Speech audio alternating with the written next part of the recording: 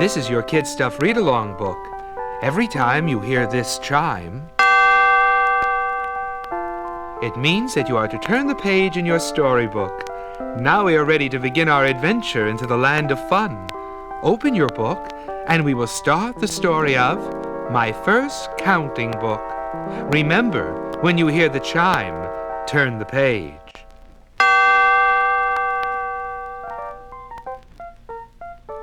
I always looked forward to getting to school. I would be the first one in my classroom in the morning, and I would always ask my teacher if there was anything she wanted me to help her with. I guess I loved school so much because of my teacher. Looking back at my first grade class, I think I will never forget Miss Monroe. Even today, when I think about her, I realize how wonderful she was and how fortunate it was that I had such a good, kind, and understanding teacher.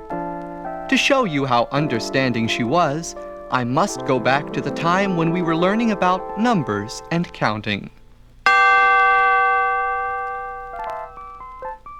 I liked reading and spelling, but not counting. Numbers and I just did not see eye to eye. That is, until Miss Monroe took the time to teach me all about counting. I still remember her standing in front of the class saying, "Today we're going to learn about numbers. We're going to learn how to count." Then she passed out books to everyone in class. This book is the first book of numbers. It is a counting book. I opened the book and looked inside. There were no pictures. So I raised my hand and said, "There aren't any pictures inside this book." Miss Monroe smiled and told the class that this was not a book to read stories from. It was a learning book, and soon we would know all about numbers.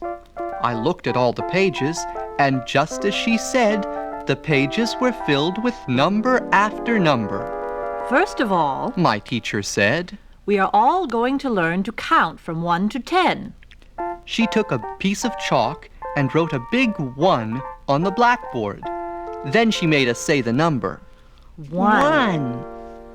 Then she wrote the other numbers up on the board until she had written to the number 10. Very good, she said.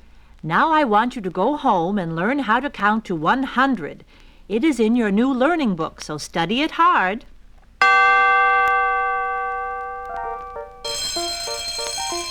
The school bell rang, and I waved goodbye to Miss Monroe as I left the classroom. My mother was waiting for me outside of school, and I told her, "I have lots of homework. I am going to have to learn to count to 100. My mother smiled and told me that she would help me learn all the numbers. When we got home, I opened the book, and Mother and I sat at the table, and I learned my numbers. Soon, I was able to count from 1 to 100. It was easy. I made a game by counting like this. A 1 and a 2, a 3 and a 4, a 5 and a 6, a 7 and a 8, and a 9 and a 10. The next morning at school, Miss Monroe asked who could count to 100. I raised my hand, and she called me to the front of the classroom. I was very proud of myself as I stood in front of the class and counted all the way to 100 without making any mistakes. Very good, said Miss Monroe as I took my seat. As the day went on, we worked in our counting book on lots of problems. First, we learned how to add. I remember the teacher saying, "How much is 1 and 1? We found out that it made 2, and 3 and 3 made 6. All the problems were worked out in my counting book. We soon finished learning about adding, and Miss Monroe told the class that we were going to learn how to subtract. Instead of adding to things, we are going to take things away from other things." Then Miss Monroe wrote a problem on the blackboard. If you have 2 donkeys and you give 1 away, how many do you have left?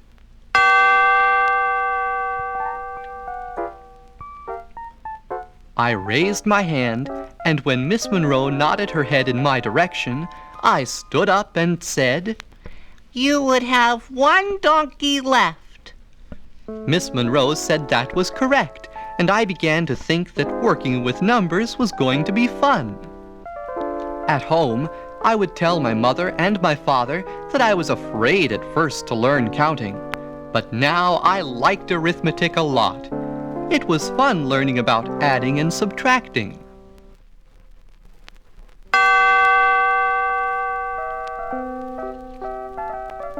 One day, the teacher said that we were going to learn the times tables. Now, adding was easy, subtracting was a little harder, but the times tables were very hard. Each night, I would go home and tell my mother, I don't think I will ever learn them. My mother would say nonsense, and then tell me that I was going to learn them since they were very important and I would have to know them. I worked on them every day, and before long, I was able to recite them from memory. We learned the 1 times table and the 2 times table. I will recite them, and maybe they will help you in school. 1 times 1 is 1.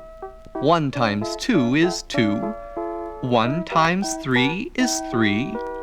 1 times 4 is 4. 1 times 5 is 5. 1 times 6 is 6. 1 times 7 is 7. And 1 times 8 is 8. 1 times 9 is 9. 1 times 10 is 10. 1 times 11 is 11. And 1 times 12 is 12. Now the 2 times tables. 2 times 1 is 2. 2 times 2 is 4. 2 times 3 is 6. 2 times 4 is 8. 2 times 5 is 10. 2 times 6 is 12. 2 times 7 is 14. 2 times 8 is 16. 2 times 9 is 18. 2 times 10 is 20. 2 times 11 is 22. And 2 times 12 is 24. One day, when we walked into the classroom, Miss Monroe stood up and said, It is time to see if you have learned everything you have been taught so far. Then she passed out a sheet of paper. It was a test. I looked at the paper and all the problems on it and said, I hope I remember everything. First we had problems to add and then subtract, and then we had to write the times tables. I was so glad when I got my test back and I had no mistakes. Studying hard seems to pay off.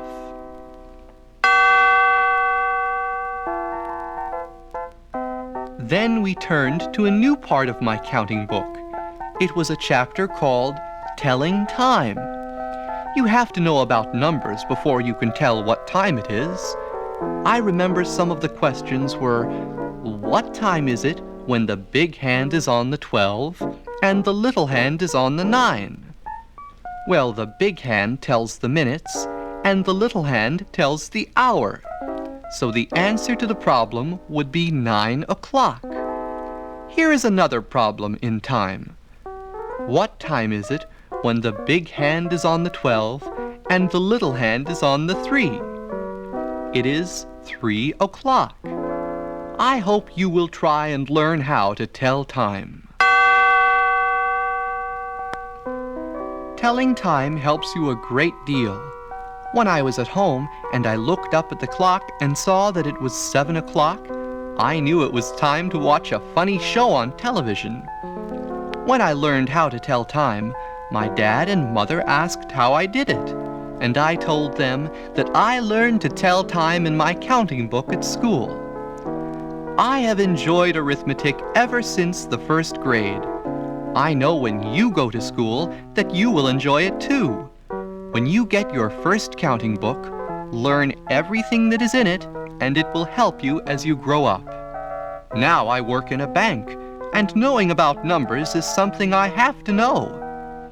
I hope you will learn all there is to know about numbers from your first counting book.